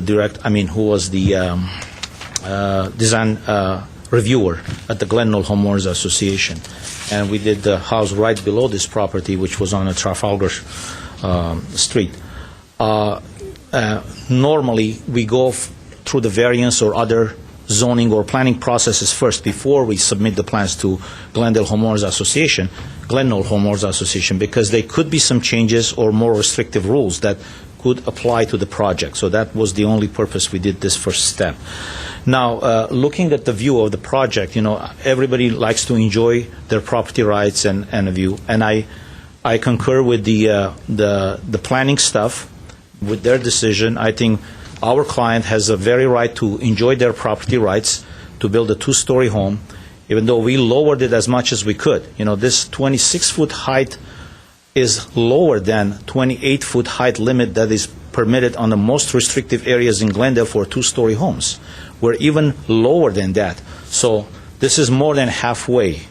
If the appellant is asking for a halfway in between, I think we lowered that center element, which was the center entry, and we brought it down to 26 foot and a half. And if you look at the cross-section that was provided from our office and also certified by the surveyor, it shows that the appellant's home is sitting about 20 feet above the above the roof ridge line, above the plate of the floor line of the proposed home. Now, what that does, it's about, where you stand, you're already above that height limit. So, and a view area that they're concerned about is basically their driveway and a garage that's facing to this house. And mainly the house is facing that two-story structure which Mrs. Lee owns. So I would really like to ask a fair decision and to support the city's decision on this. That would be my request. Thank you. Thank If you you. have any questions, I'll have to answer. Thank you. So you have 5 minutes for rebuttal. Dr. Curry? Sorry. Did you want to talk, Mr. Lamb? Mr. no. Lamb maybe wanted to talk. Do they still have that 15 minutes? With the, No, because they would have- I think they have a card. No, he did have the card in there, but he was part of the applicant. I believe there still was time when you started asking questions. Sure. Mr. Marcus. Yeah, because I do have his card, and he was part of the applicant form, but I went to the public. So yes, I will grant 3 minutes. My name is Fred Lam. I'm the owner of the house, 1376. When I bought this house, 1376, it was 1989, and those days I have younger children. And after live for 20-some years, my younger minor children become adult children, so we need more room. So we try to build a 2-story house to have improve the quality of families living. When I bought this house, my next door was vacant lot. Okay, that's my neighbor, Mr. and Mrs. Yu, and my house to the property wall with Mrs. Yu. That property wall is built by the first owner. I just bought from I'm the second owner on the house. And the 2004, I remember I approached my architect Sako, tried to plan try to improve my house.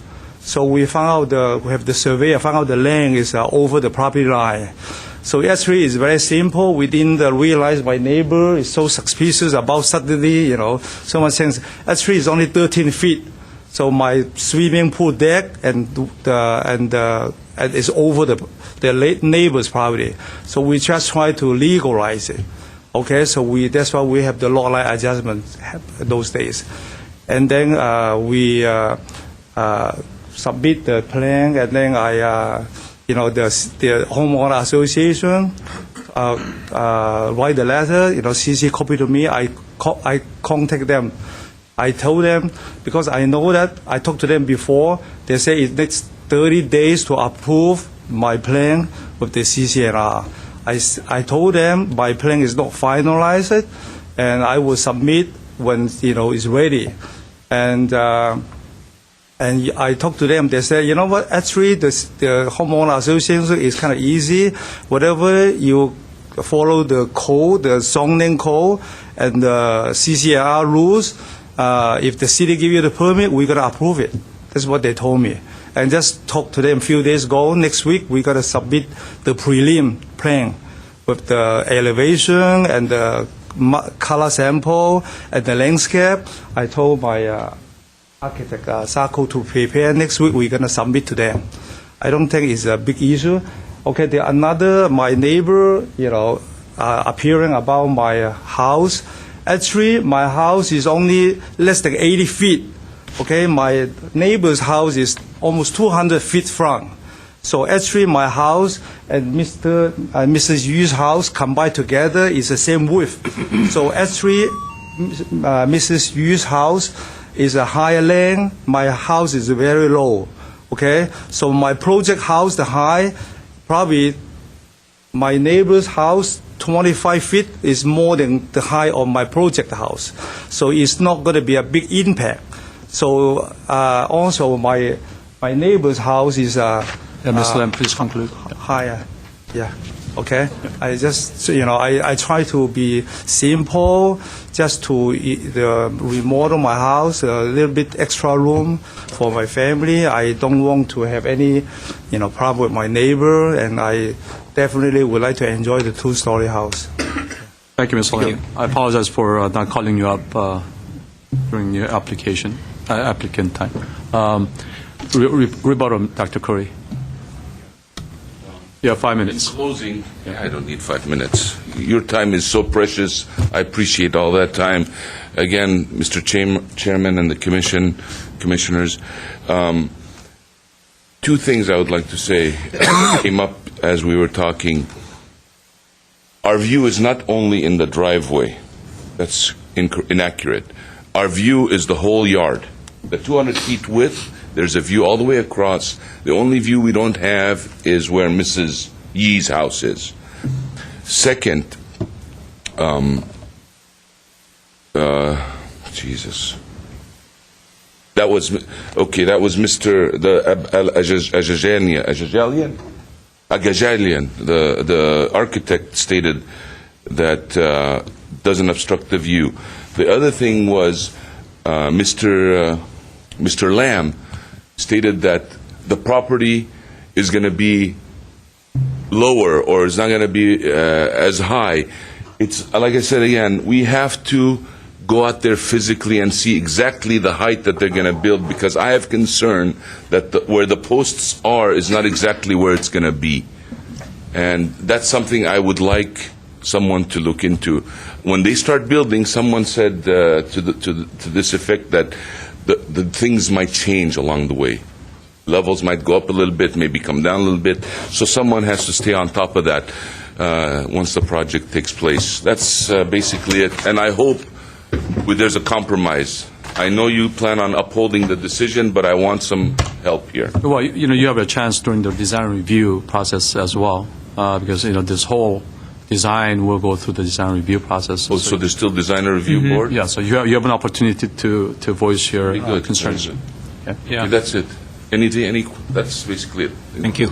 Although you are Mr. Compromise, you got the last one done. Do you have anything to add or say, Mr. Lam? Okay. Well, with that, we'll close the public hearing. And we'll go into deliberation if you don't have any more questions. Questions? Would you like to kick it off? You guys can. Commissioner I don't have much to say. Well, this is really, the CP is because this is a substandard lot, according to the hillside ordinance, by 1 foot. And so all of the remaining elements of this house are built per code, and this is the reason it's there. And we do not have a view ordinance. We have tried many times to have them brought to the city, and it has not happened. I understand your concern. I live in Hillside area, and I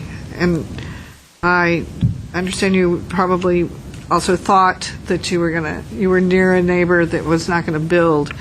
I do think that the architecture is at one of the lowest heights you can have a 2-story building. I don't know how they could lower it outside of making it a flat roof, which would not be compatible with that neighborhood. The majority of your concerns are going to be addressed at the Design Review Board and are more appropriately actually brought to that body than this body, because what we are looking at doesn't really address either of the two neighbors' concerns. And what this body is supposed to look at is totally in conformance with the code, and I think that the zoning administrator made the right decisions. I would not be able to make any other decision because I don't think I could support any other findings. But there are other processes coming along that you will be able to participate in, and that body may be able to make other changes in the design and the plans, where I think what your concerns are more appropriately addressed. I would be in support of the zoning administrator's decision. Thank you, Commissioner Landrigan. Commissioner Schitz? Sure. I don't have much to add on what Commissioner Landrigan already shared. A couple notes come to mind. I see the changes made by the applicant to be a good faith effort to lower the structure. I would have liked to have seen the story poles at the new height. That would have been maybe helpful, but I do not think the structure is out of line for the neighborhood. I think some of the issues on the side around the lot changes and the wall are sideline issues, and I understand that the applicant didn't really have anything to do with them and tried in good faith to correct them. And one note I'll make, the letter we received from the Homeowners Association, I just read that to say that they haven't received the plan, so I didn't see it as any limitation or change or something critical. But I think it is important to remember that it will go before them, but it's also going to go before the Design Review Board, and there's going to be plenty of time to talk about specific particular issues about height, about size, and that, and I think they will address that in much more detail. But based on that, I'm seeing that this should move forward. Thank you. Yeah, I wouldn't have anything to add to what you guys said. I ditto that. So I don't have anything more to add, so I'm ready for the motion and the support. Okay, I will move that upon review and consideration of all materials and exhibits of current record relative to conditional use permit, case number 2011-016, permit case number located at 1376 Balmoral Drive, and after having conducted an appeal hearing on said matter, that the Planning Commission hereby sustains the planning hearing officer's decision and approves said conditional use permit case number PCUP 2016-016 in accord with the findings set forth in the decision letter of August 17, 2011. Seeking support? Second. Okay. Roll call, please. I have a motion by Commissioner Sheets, a second by Commissioner Sion. In terms of a roll call, Commissioner Landrigan? Aye. Commissioner Sheets? Aye. Commissioner Sion? Aye. Chairman Lee? Aye. The motion passes unanimously 4-0. Thank you. I do need to read this, I guess. Any individual not satisfied with the Commission's decision may file an appeal to the City Council. This is done by filing a notice of appeal along with a filing fee at the Building and Safety Division located at 633 East Broadway, Room 101, Glendale, California 91206, telephone number 818-548-3200. Any appeal must be filed within 15 days. On the internet, right? The appeal you print it off the website. I believe it is. So, Say where? I can give it on to you. next time is Planning Commission items, none. Planning Division updates. Chairman Lee, Commissioners, just as an update, we have the North Glendale Community Plan that you saw last month that's going to go to the City Council on November 29th at 6 o'clock. And November 29th? November 29th. And that would be for introduction. That would be the first hearing. So do we need to be there, So- everybody? We would love to have it if you could be there. Okay. We also have the South Brand zoning that you also heard last month. That is going to be scheduled for December 6th, starting at 2:30 p.m. That's an afternoon meeting for that item. And then in the North Glendale, that would be a regular 6 p.m. meeting. Okay. And also at this time, we do not have any cases scheduled for December for the Planning Commission, and we have no cases scheduled for January 4th. So at this point, it looks like we will be canceling those meetings. It'll just be dark for lack of items. Happy holidays. Happy holidays. As far as January 4th goes, there's still time to potentially have somebody schedule something that date. But our notice requirement for December 7th is basically tomorrow is the last day. So we'll definitely send out an email just to confirm so you're aware that we won't be having meetings in December. And the other item is that we do have a new appeal at 616 Whiting Woods that will be coming to you on February 1st. So you do have an appeal on your calendar. Thank you. Comments from commissioners? Yes, Commissioner Landrigan. Based upon today's CUP, the last one, in which the hillside ordinance has the 80-foot minimum, and if we are looking at what was put here, and we see that it is rare to find an 80-foot element, I would like to ask that we talk to the council and see if that might be a code change that we look at. That seems to me that it might be a great goal, but it seems to be an unrealistic one, and this is not the only case. There are other hillside areas.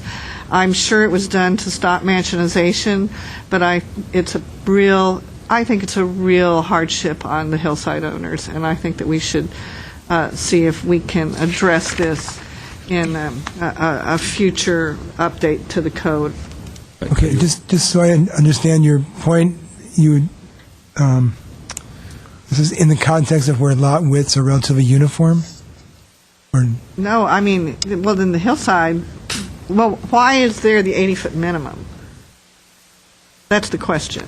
And if you look at the existing subdivision maps, I think that if you did a random sampling, you would find that 80% of the lots do not meet that minimum we have. That seems to me to be an economic disincentive for any development in the hillsides, and that's a wrong reason to have it. Do you have any specifics as 75 feet or 70 feet? Or? Just look at it. Yeah. I think what we should do is find out what the average is, so or something.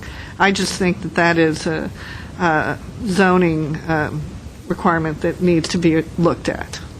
Maybe that's something that we can direct excuse me, staff to look at what the mean, the frontage. Yeah, well, probably we would include this in our next round of zoning code cleanups, I imagine. Thank you. We might want to look at hillside, guidelines that may have that come consistently that may need to be readdressed. Thank you. Commissioner Schitz. Yes, I want to thank you, Chairman Lee. You brought this up earlier. I had mentioned it to you, but I think now is a more appropriate time. I had made comments previously about the recreation element relative to new developments, and some of the measures that we take currently to help development move forward with the recreation fee, parks and library fees. But it was noted in one of our previous minutes that the current process is specifically it's consistent with the following policies of the Glendale General Plan, and referred to the recreation element Objective 1, Policy 3, and then within that it states enhance and expand existing recreational facilities in response to community needs, and the second one is provide funding for park expansion efforts on underserved areas of the city, recreation element Objective 2, Policy 9. I would like to see those for my reference, because I kind of want to test that as we go forward with other cases. I think this is critical. I know we've had comments from the audience, from the public before about what's going on there and what are we doing. And as I stated before, I was involved with the Parks and Recreation Commission when this element was done, and I have concerns. I think we all do. We want to do the right thing, and I want to test what that element states. So if you'd provide that for me, I don't know that any other commissions feel the same way, but I'd like to see that so that I could increase my understanding, if you would. Thank you.